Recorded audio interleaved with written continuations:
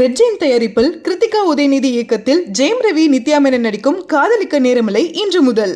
Mad Rabbit, India's finest audio wearable brand, starting at 999. நேசிப்பாயா Pongal 2025ல நிறைய படங்கள் கூட போட்டு ரிலீஸ் பண்ணியிருக்காங்க. விஷ்ணுவர்தனுடைய நீட் ஒர்க் அப்படின்னே சொல்லலாம். ஏன்னா படம் வந்து ஆரம்பத்துலேருந்து முடிகிற வரைக்கும் நமக்கு வந்து அப்படிங்கிற மாதிரிலாம் எந்த சீனுமே கிடையாது. ரொம்ப அழகாக எடுத்துகிட்டு போயிருந்தாங்க. ஒரு ஸ்லோ பேஸ்டு லவ் ஃபிலிம் தான். இதில் வந்து லவ், ரொமான்ஸ், காமெடி, ஃபைட்டு, சேஸ்ன்னு வந்து it's a full packed film. எனக்கு வந்து ரொம்ப பிடிச்சிருந்துச்சு. பிகாஸ் ஆக்டர்ஸ் ஆகட்டும், டைரக்ஷன் டீம் ஆகட்டும், இல்லை வந்து விஷுவல்ஸ் ஆகட்டும், எல்லாமே வந்து நிறைவாக இருந்துச்சு. எதுவுமே குறை சொல்கிற அளவுக்கு எதுவுமே கிடையாது. And coming to the actors, Akash Murali, நம்ம முரளி சாரோடைய 2வது பையன், இதில் வந்து டெபியூ ஆக்டிங் பண்ணியிருக்காரு. ஆக்சுவலி டெபியூ மாதிரி தெரியல. பிகாஸ் ரொம்ப வெல் எக்ஸ்பீரியன்ஸ்டு ஆக்டர் மாதிரி ரொம்ப யதார்த்தமாக நடிச்சிருக்காரு. ஒவ்வொரு சீன்ஸுமே, அதாவது இப்போ கோவம் வர மாதிரி ஒரு சீன், இல்லை எமோஷ்னல் சீன், இல்லை ஒரு ஃபைட் சீன் அப்படின்னு எது எடுத்து பார்த்தாலுமே அதில் எந்த அளவுக்கு லிமிட்டடாக இருக்கணுமோ அந்த ஆக்டிங் அந்த அளவுக்கு கரெக்டாக இருந்துச்சு. அண்ட் அதித்தி சங்கர் இந்த படத்தில் வந்து ஹீரோயினாக நடிச்சிருக்காங்க.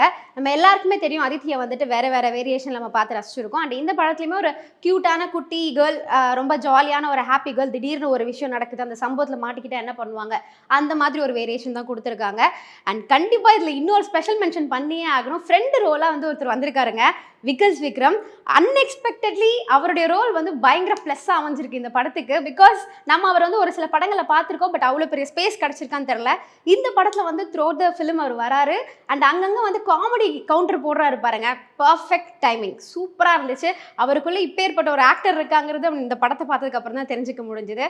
அண்ட் விஷுவல்ஸ் பற்றி பேசும்போது கண்டிப்பாக வந்து இது நீங்கள் பார்த்துருக்க மாட்டீங்கன்னு நினைக்கிறேன். பிகாஸ் இது ஃபுல்லி போர்ச்சுகலில் ஷூட் பண்ணியிருக்காங்க. அதனால அந்த லேண்ட்ஸ்கேப்ஸ் அண்ட் அங்கேருந்த சிட்டியே ரொம்ப கலர்ஃபுல்லாகவும், அந்த வீடுகள்லாம் பார்க்க ரொம்ப அழகாகவும் இருந்துச்சு. அண்ட் அதே லேண்ட்ஸ்கேப்லேயே வந்து ஒரு அன்ஃபர்கட்டபிள் சீன் இருந்துச்சு. அது என்னென்னு பார்த்தீங்கன்னா ஒரு பைக் சேசிங் சீனு.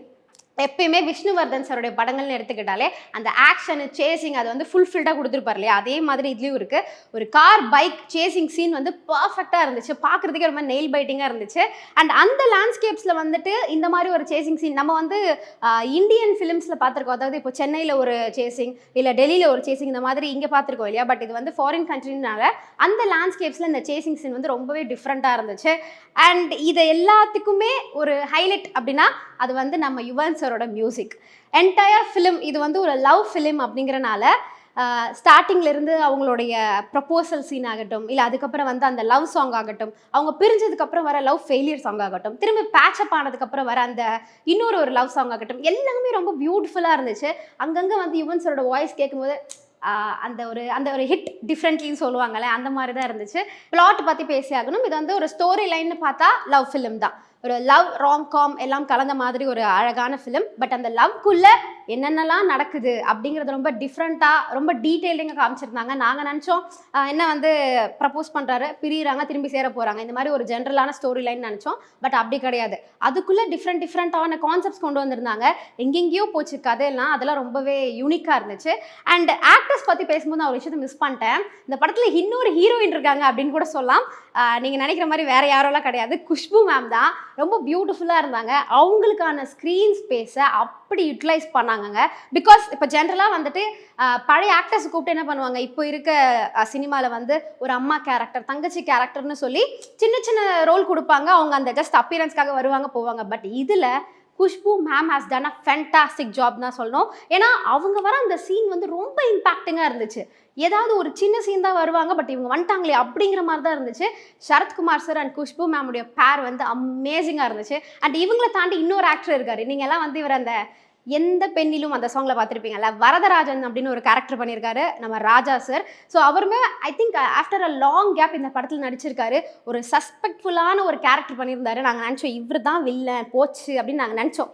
பட் கடைசியில் அவரும் இல்லை, அவரும் ஒரு நல்லவருங்க அப்படிங்கிற மாதிரி தான் இருந்துச்சு. எல்லாமே ரொம்ப சஸ்பென்ஸ் இருந்துச்சுங்க, ட்விஸ்ட் அண்ட் டர்ன்ஸ் இருந்துச்சு. நம்ம இதுதான் அப்படின்னு ப்ரிடிக்ட் பண்ணவே முடியல. ரொம்ப அன்பிரிடிக்டபிளாக இருந்துச்சு இந்த படமே. அண்ட் என்டையர் ஃபிலிம் பற்றி பேசும்போது நம்ம ஆக்டர் ஆகாஷ் முரளியோடைய ஆக்டிங் வந்து நான் சொல்லியிருந்தேன் ரொம்ப சூப்பராக இருந்துச்சுன்னு. And new dream boy in Kollywood town அப்படின்னு தான் சொல்லி ஆகணும். இத்தனை நாள் அதர்வாக்கு இப்படி ஒரு தம்பி இருக்குது நமக்குலாம் தெரியாமல் போச்சு அப்படி இருந்துச்சு இல்லையா. ஸோ இந்த படத்தின் மூலமாக ஐ திங்க் நிறைய கேர்ள்ஸ் ஃபேன் பேஸ் இவர் கிரியேட் ஆக போகுது அப்படின்னு நினைக்கிறேன். அண்ட் இப்போ இருக்க இந்த ஜென்ஸி ரிலேஷன்ஷிப்ஸ்லாம் இருக்குது பார்த்தீங்களா, அவங்கலாம் வந்து நல்லாவே கனெக்ட் பண்ணிக்கலாம் இந்த படத்து கூட.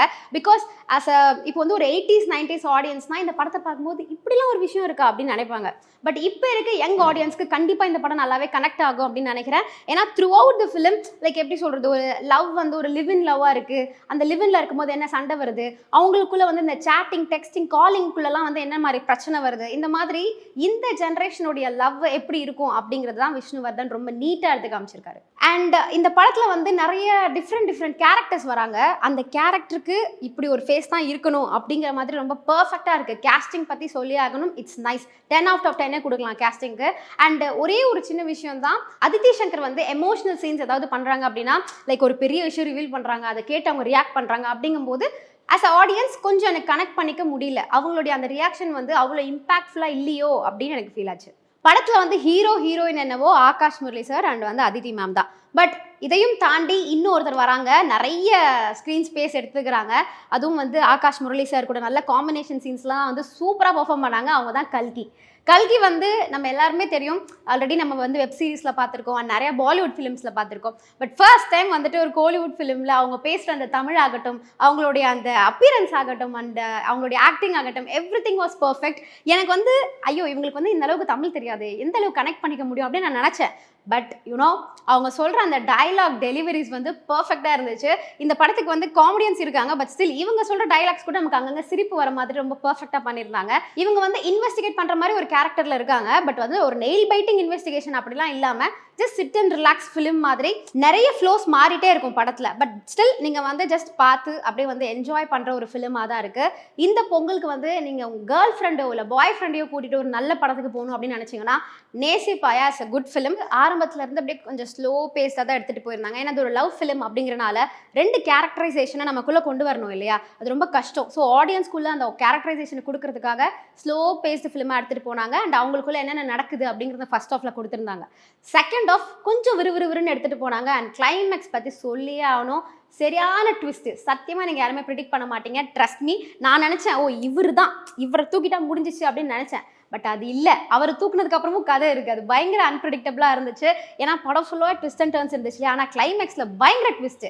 ஸோ அந்த இன்னும் கிளைமேக்ஸ் இந்த லாஸ்ட் ஒரு 15 மினிட்ஸ் வந்து பரபரன்னு எடுத்துகிட்டு போயிட்டாங்க. நமக்கு வந்து பார்க்கும்போதே இதுவா அதுவா அப்படின்னு ஒரு சில கன்ஃபியூஷன்ஸ் இருந்தாலுமே ரொம்ப நீட்டாக முடிச்சிருந்தாங்க. ஏன்னா நம்ம வந்து ஒன்று நினச்சி அந்த மாதிரி முடியல அப்படிங்கும் போது எப்படி முடிக்க போகிறாங்க அப்படின்னு யோசிப்போம்ல. ஆனால் இது வந்து ரொம்ப பர்ஃபெக்டாக முடிச்சிருந்தாங்க. நமக்கு வந்து இது வந்து இல்லாஜிக்கல் அப்படின்னு தோணவே இல்லை. ரொம்ப லாஜிக்கான ஒரு ஃபிலிம், பர்ஃபெக்டாக இருந்துச்சு. ரெட் ஜெயின் தயாரிப்பில் கிருத்திகா உதயநிதி இயக்கத்தில் ஜெயம் ரவி நித்யா மேனன் நடிக்கும் காதலிக்க நேரமில்லை இன்று முதல். Mad Rabbit, India's finest audio wearable brand, starting at 999.